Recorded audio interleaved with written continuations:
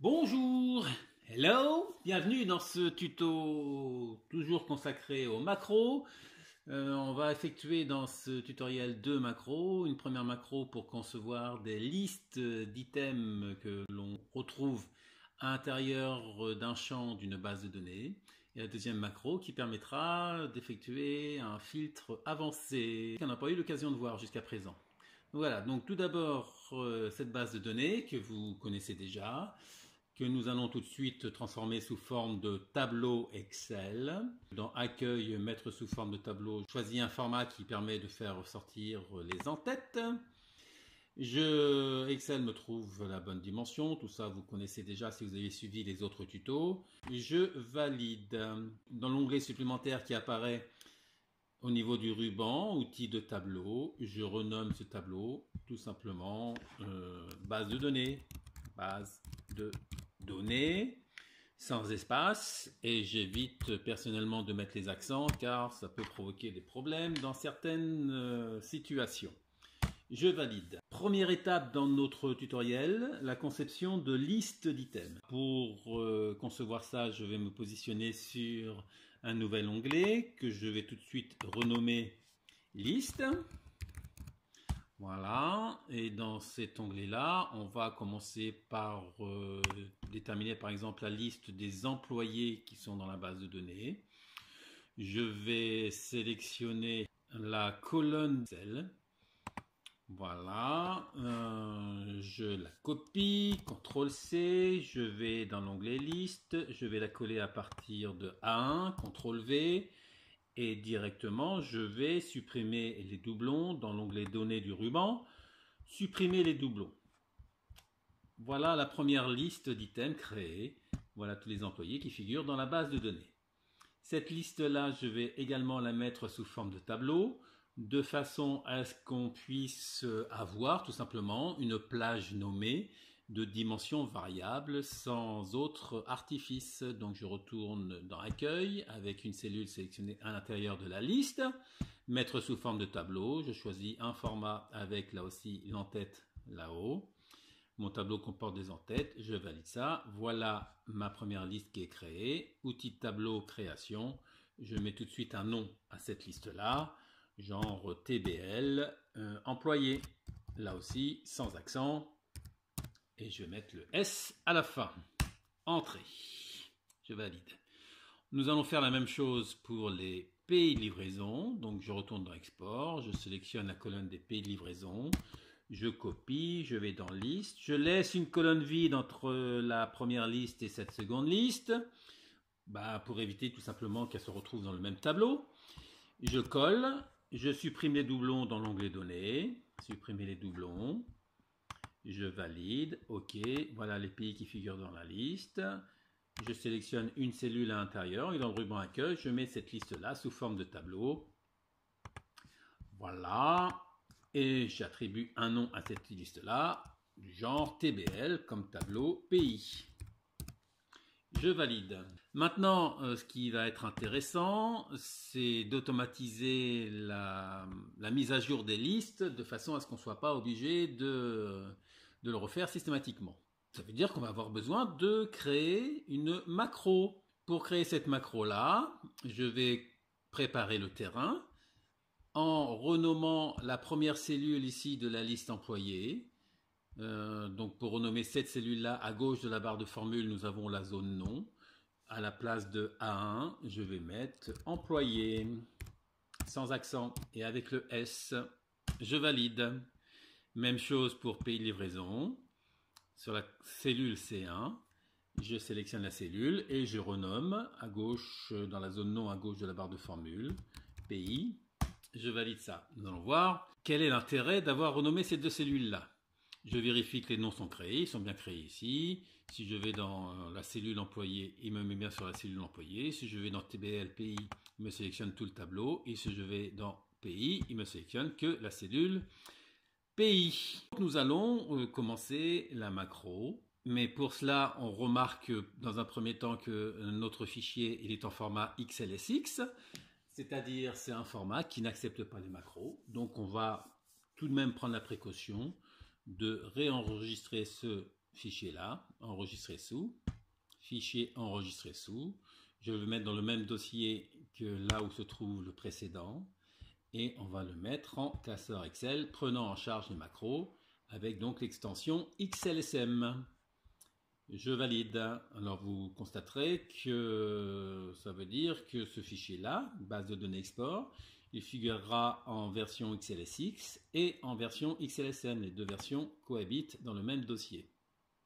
Maintenant qu'il est en XLSM, je vais pouvoir enregistrer ma première macro. Et au niveau de la préparation, qu'est-ce qu'il faudra que la macro fasse? Il faudra qu'elle aille dans l'onglet Export et qu'elle fasse le copier-coller comme on vient de le faire à l'instant.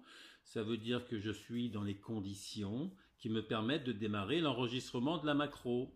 Il ne faudrait surtout pas démarrer la macro en étant sur l'onglet Export. Parce que lorsqu'on va la déclencher plus tard, on ne sera pas obligatoirement dans l'onglet Export et ça posera des problèmes. On s'assure bien qu'on ne soit pas sur la feuille Export.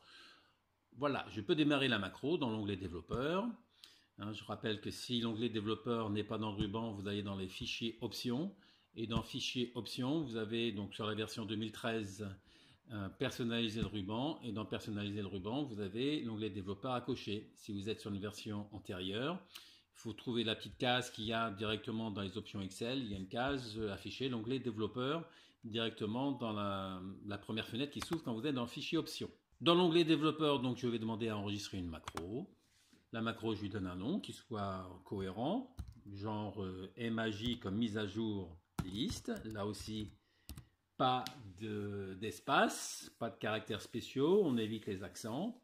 La macro est enregistrée dans ce classeur, ça me va bien. Je valide et je peux démarrer les actions que la macro devra faire. Je vais donc dans l'onglet Export. Je sélectionne cette fois-ci non pas la colonne Excel, mais je vais m'arranger pour sélectionner la colonne entière du tableau. Uniquement la colonne du tableau. Ça veut dire que je suis ici non pas sur le C, mais sur le libellé employé, avec néanmoins la petite flèche noire. Voilà. Je clique ici, je vois que la cellule employée n'est pas sélectionnée avec les données, il n'y a que les données. Or, pour coller à partir de la cellule employée sur la feuille liste, il faut que la cellule employée soit sélectionnée. Donc je vais recliquer une deuxième fois pour que la cellule employée soit à l'intérieur de la sélection. Je fais mon CTRL-C. Par l'intermédiaire de la zone nom, je lui dis de se déplacer sur la cellule employée qui est sur la feuille liste, en l'occurrence. Je fais mon CTRL-V. Voilà, donc on voit que le tableau s'étend à la dimension de tous les employés qui figurent dans la base de données. Et dans l'onglet Données, je demande à supprimer les doublons. Je confirme. Voilà, je valide cela. Je vais faire la même chose pour les pays de livraison. Je vais dans Export. Pays de livraison, même principe. À l'intérieur de la cellule pays de livraison, je clique. On voit que pays de livraison ne fait pas partie de la sélection. Je clique donc une seconde fois pour intégrer l'étiquette dans la sélection. Je copie. À partir de la zone nom, je vais lui demander de se positionner sur la cellule pays. Je colle. Et dans l'onglet Données, je supprime les doublons. OK. Maintenant, on peut considérer que la macro est achevée. Peut-être à un détail près, mais on en parlera plus tard. Donc dans l'onglet Développeur, je demande à arrêter l'enregistrement. Une fois que l'enregistrement est arrêté, je peux assurer le coup en sauvegardant mon document Excel. Pour déclencher la macro, je vais avoir besoin d'un bouton. Donc le bouton, je vais le concevoir par intermédiaire du ruban insertion et je vais simplement ajouter une zone de texte à droite ici, insérer une zone de texte que je vais dessiner à côté de la liste. Mise à jour. Là, je peux mettre des accents, c'est du libellé tout simple. Des listes. Je vais simplement faire un petit peu de mise en forme. Je centre verticalement, horizontalement, j'agrandis la taille de la police et accessoirement, peut-être un petit peu moins pour le coup, et accessoirement dans l'onglet outils de dessin, je mets un format prédéfini qui me permet de faire un bouton rapide Une fois que j'ai fait ça, avec le bouton droit de la souris, je demande le bouton droit de la souris sur le bord de la zone de texte, je demande à affecter une macro, mise à jour des listes, elle est présente ici, je valide ça, ok, je clique à l'extérieur, je refais une sauvegarde de mon document pour pouvoir tester la macro. Il arrive que des macros, même bien organisées, bien conçues au niveau de l'enregistrement, ne fonctionnent pas lorsqu'on les exécute. On va vérifier si celle-ci fonctionne ou si elle ne fonctionne pas. Voyons ça, donc il suffit de cliquer sur le bouton. Voilà, erreur définie par l'application ou par l'objet. Voilà un exemple de macro qui ne fonctionne pas. Donc nous allons faire du débugage. Débugage, on voit que c'est cette ligne-là qui pose problème. Pour débugger ça, évidemment, on peut constater que c'est au moment de la suppression des doublons qu'il y a une difficulté. Ce qui est étonnant, si vous regardez un petit peu plus haut, c'est qu'au niveau de la base de données, il nous a dit qu'il prenait toute la base de données, uniquement l'étiquette employée dans la colonne employée, donc l'étiquette employée comprise. Ici, il nous a mis all. Et ici, il a laissé tout. Ça peut être étonnant, mais en VBA, les mots-clés, généralement, en français, ne sont pas bien compris. Donc, à la place de tout, je vais mettre all. Je demande à continuer l'exécution de la macro directement. Voilà. Donc là, on voit en arrière-plan qu'il a bien supprimé l'ensemble des doublons des employés. Débugage, évidemment, on a la même chose pour la deuxième partie. Donc à la place de tout pour TBLPI ici, je mets all. Et je continue l'exécution de la macro. Voilà, je vais revenir dans Excel et tout s'exécute correctement. Si je reclique sur mise à jour des listes, voilà, on voit que ça s'exécute correctement. Autre amélioration qu'on peut apporter à la macro, donc là cette fois-ci pour retourner dans la macro, je vais aller en faisant le raccourci clavier Alt F11. Voilà, je me retrouve ici. Première amélioration qu'on va apporter, c'est de lui rajouter l'instruction avant la première ligne ici, application.screenUpdating égale false, pour empêcher le rafraîchissement de l'écran. Ça veut dire que plutôt que de voir tous les mouvements se faire lorsqu'on exécute la macro, là, la macro va s'exécuter si on aura directement le résultat final. Voilà, donc si je retourne dans Excel, j'active la macro, je clique, voilà, et là c'est fini. Donc maintenant, une dernière chose qu'on peut améliorer, si on se rend compte qu'on a oublié en l'occurrence ici, de se repositionner sur une cellule pour éviter d'avoir toutes ces colonnes-là sélectionnées, on va retourner dans la macro, Alt F11, et on va lui ajouter l'instruction qui permet de sélectionner une cellule, range A1, entre parenthèses, entre guillemets A1, point select.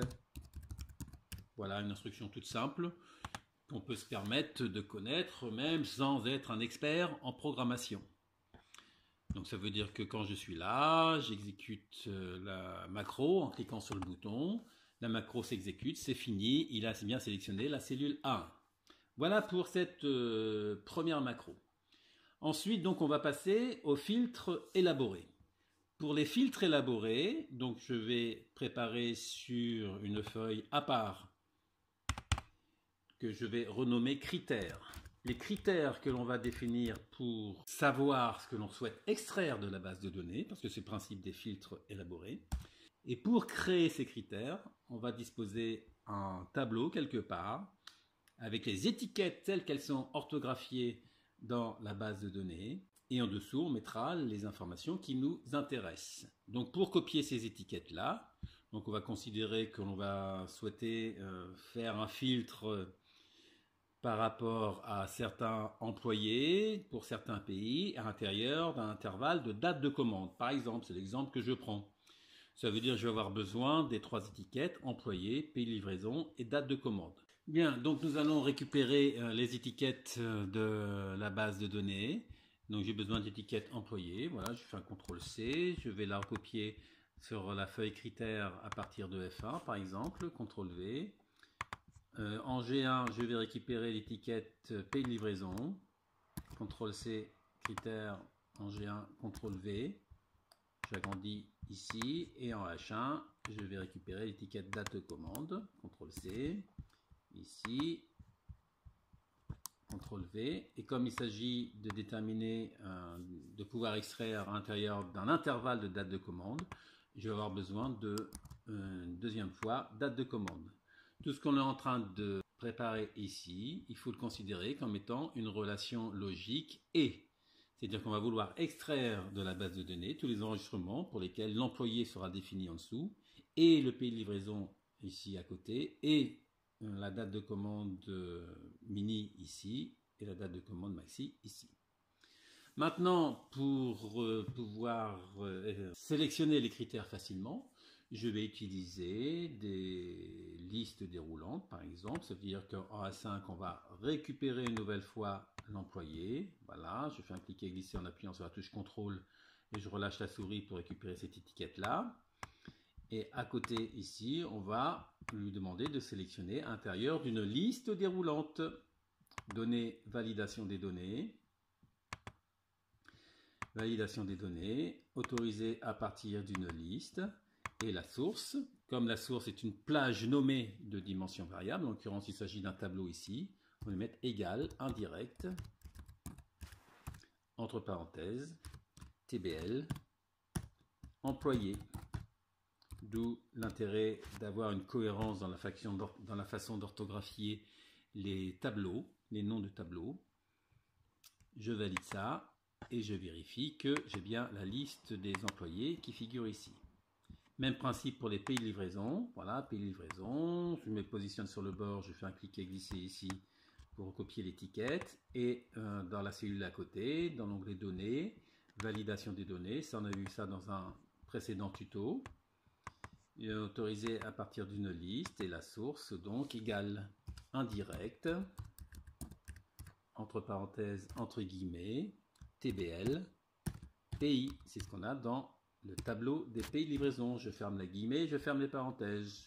On aurait la possibilité de mettre un message de saisie, une alerte d'erreur. Ici, je laisse ça directement. Ce n'est pas l'objet principal de ce tuto. Voilà. Et on va dire entre une certaine date. Bon, là, par exemple, je vais mettre la date 01/01/2010 et une autre date du genre 31/12/2010. Voilà.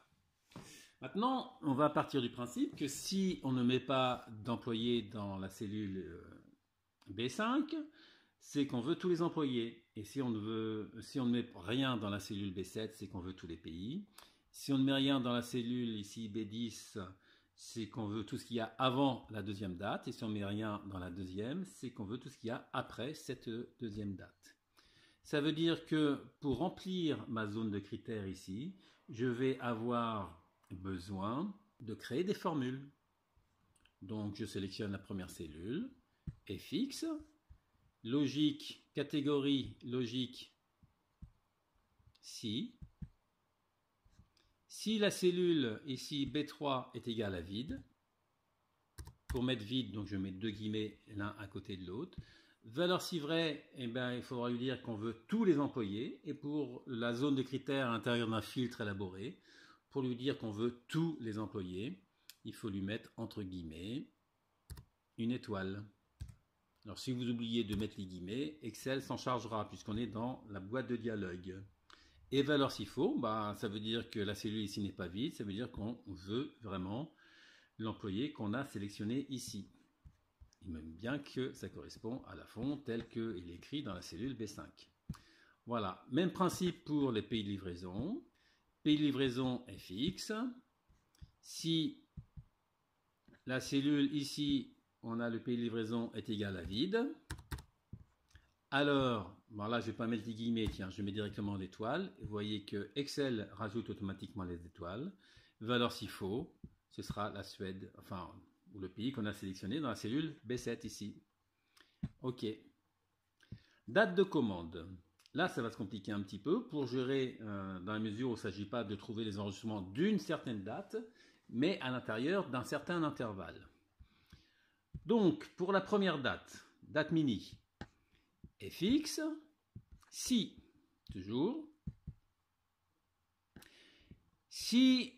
cette cellule-là est égale à vide, Valeur si vraie, ça veut dire qu'on veut tout ce qu'il y a avant la précédente. Donc on va lui dire, entre guillemets, cette fois-ci je mets des guillemets, inférieur à, et là il faut imaginer la date la plus grande qu'Excel connaisse. Alors la date la plus grande qu'Excel connaisse, c'est le 31 décembre 9999. Excel, pour Excel, une date c'est un nombre. Alors là, on aurait pu vérifier avant à quel nombre correspond la date 31 décembre 1999, simplement en écrivant cette date-là, en allant le transformer dans le ruban accueil, en mettant en format nombre. Bon, là, on va prendre un nombre, en l'occurrence autour de 2 500 000, donc je vais y mettre directement 2 500 000. Avant d'atteindre cette date-là, je peux vous assurer que vous n'aurez pas l'occasion de vérifier que ça fonctionne toujours. Voilà, et valeur s'il faut, on va les mettre entre guillemets inférieur à, et nous allons concaténer avec l'éperluette, c'est-à-dire le symbole qui est sur la touche 1 du clavier, avec ce qu'il y a marqué dans B11. Voilà, je valide. Et pour l'autre date, on va faire le même principe. fx, si, test logique, si la deuxième date cette fois-ci est vide, égale vide, alors il faut lui mettre entre guillemets supérieur ou égal à 1, qui correspond au 1er janvier 1900, c'est la première date qu'Excel connaisse. Valeur s'il faut, entre guillemets, supérieur ou égal, je ferme les guillemets et je concatène avec l'éperluette le symbole du 1 avec ce qu'on a dans la première date, ici. Ça veut dire que là, en l'occurrence, on cherche toutes les dates qui sont comprises entre le nombre qui correspond à 40 179, c'est-à-dire le 1er janvier 2010, et le nombre qui correspond à 40 543, qui correspond au 31 décembre 2010. Voilà, et donc nous avons notre zone de critères qui correspond à ce petit tableau-là. Maintenant, nous allons définir l'endroit où on veut récupérer les enregistrements en question. On va positionner ça sur un nouvel onglet que je vais renommer extraction. Le nom n'est pas imposé, bien sûr. Vous pouvez mettre n'importe quoi comme nom et à ce niveau-là. Je valide. Et nous allons commencer par récupérer les en-têtes de la base de données. Donc voilà, je sélectionne à gauche de la cellule A1. Donc là, on voit qu'il sélectionne uniquement la ligne du tableau et pas la ligne complète d'Excel. Je copie, je vais dans extraction et à partir de A1, je colle. Et accessoirement, avec le petit pavé qui apparaît au bout de la sélection copier, je vais lui dire de conserver la largeur des colonnes sources pour ne pas être obligé de moi-même refaire la manipulation. Et maintenant, nous allons créer donc la macro qui va nous permettre de mettre en œuvre le filtre élaboré. Pour pouvoir démarrer la macro, il faut être dans des conditions qui fassent que déjà on puisse faire le filtre élaboré et que la macro derrière fonctionne correctement. Donc, je me positionne sur une cellule, enfin sur une feuille où je déclencherai la macro. A priori, lorsque je voudrais exécuter la macro, je serai sur la feuille critères. Donc, à partir de cette feuille-là, je vais dans l'onglet développeur et je demande à enregistrer une nouvelle macro. Enregistrer une macro, que je vais mettre, ok, extraire filtre, par exemple, toujours sans espace. Enregistrer la macro dans ce classeur-là, toujours, puisque la macro, le classeur doit emmener la macro avec lui. Je vais valider ça et à partir de maintenant, on effectue toutes les actions que la macro doit faire. La macro doit aller sur l'onglet extraction. Elle doit sélectionner une cellule quelconque vide isolée. Donc je me positionne ici de préférence à droite, voilà, par exemple ici. Et je vais redémarrer les filtres avancés dans l'onglet données, filtres avancés. Voilà, on aurait la possibilité de filtrer la liste sur place, c'est-à-dire que les filtres s'ajusterait directement à l'intérieur de la base de données export. Ça masquerait les enregistrements non conformes au même titre que si on faisait des filtres automatiques. Mais là, je veux copier les enregistrements vers un autre emplacement. La plage de données, ça correspond à ce qu'il y a sur la feuille export et à l'ensemble de la base de données. Si j'essaye de sélectionner ici, voyez-vous, à un moment donné, on a la flèche orientée vers le bas, ici, qui est en biais. Lorsque je clique dessus, on voit qu'il sélectionne la base de données, mais la base de données ne contient pas les en-têtes. Or, par rapport au filtre avancé, ce qui va permettre de rapprocher la plage, la zone des critères et la zone d'extraction, le copier-dent, ce sont justement les étiquettes. Donc il faut absolument que les étiquettes soient intégrées dans la plage. Si je reclique une deuxième fois, on voit qu'il me met base de données tout. Ça veut dire que ça va correspondre à l'ensemble de la base de données. La zone de critères, c'est ce que nous avons défini sur la feuille critères, et c'est cette plage-là. Surtout là, on ne peut pas se permettre de la définir sous forme de tableau, parce que dans un tableau, on ne peut pas avoir deux fois la même étiquette. Et ensuite, donc copier-dent, eh bien, je vais simplement lui montrer ici la zone d'extraction, c'est-à-dire de A1 jusqu'à L1. Le bouton que vous voyez ici, extraction sans doublon, ça permettrait de dire, en cas d'égalité sur tous les champs de la zone d'extraction, est-ce que je veux conserver tous les enregistrements ou est-ce que je veux en conserver qu'un seul? Ben ici, je conserve tous les enregistrements.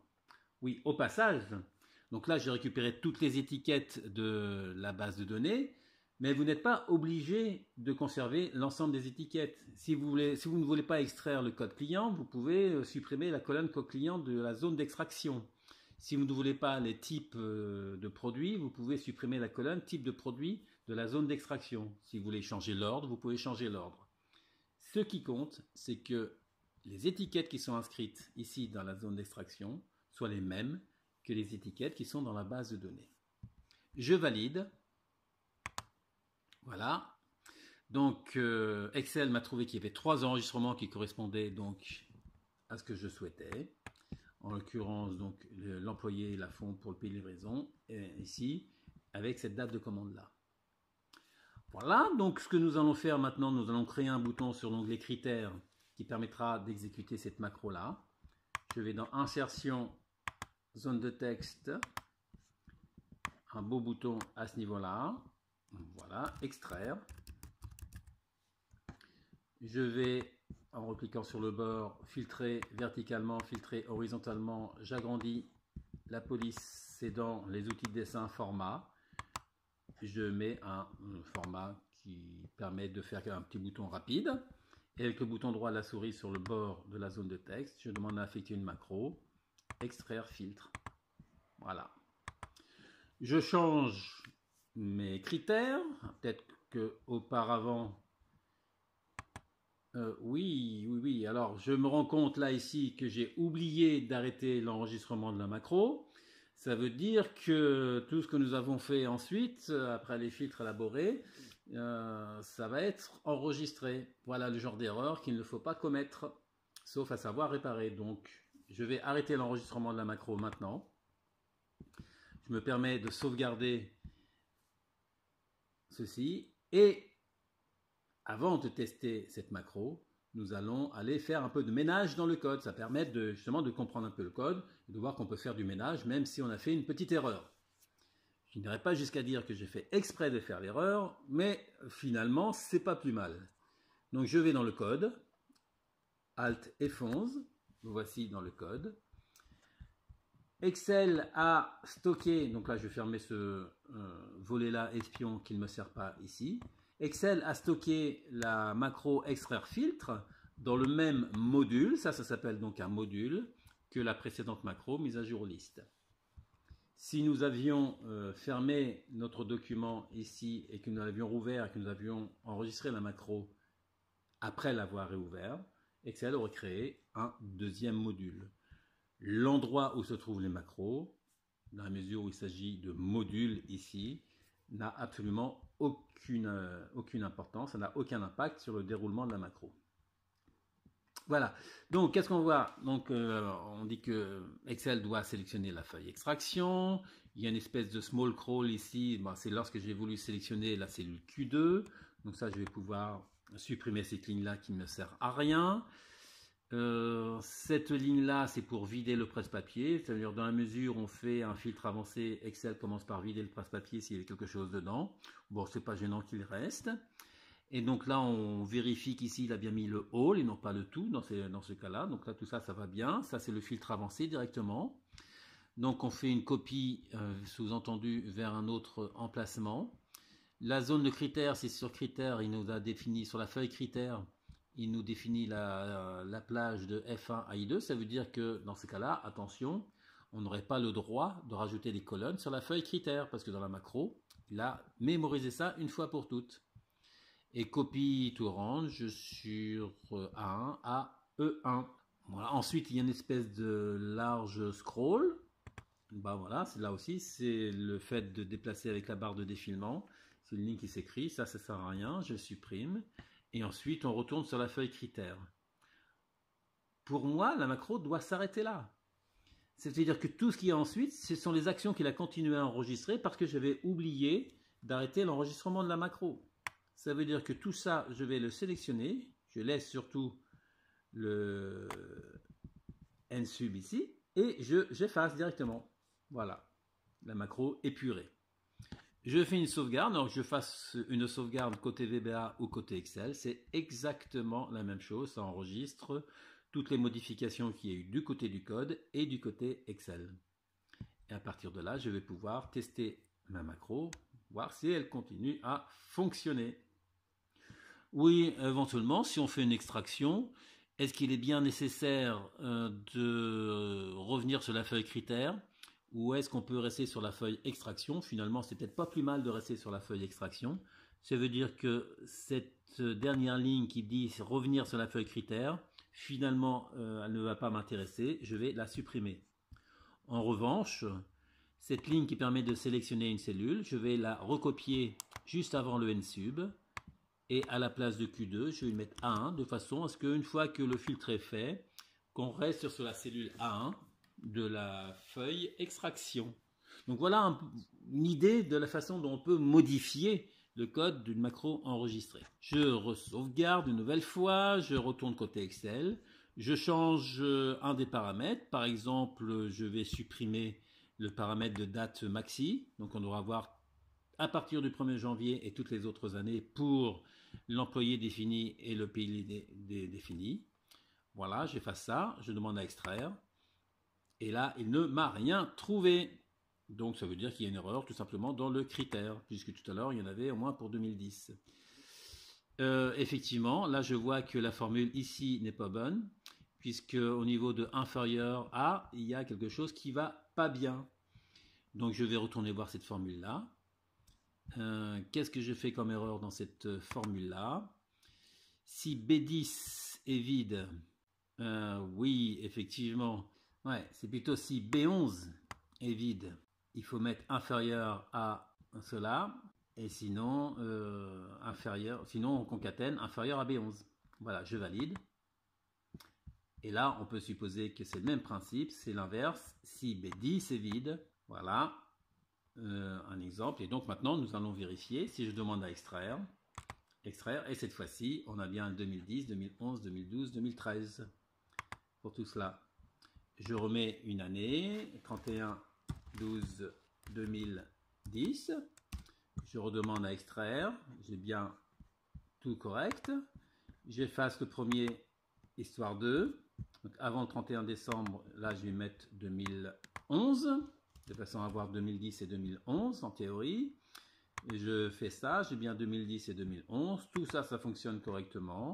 Je remets mon 1er janvier 2011, tiens, voilà, pour n'avoir qu'une année. Donc je réextrais, j'ai bien 2011.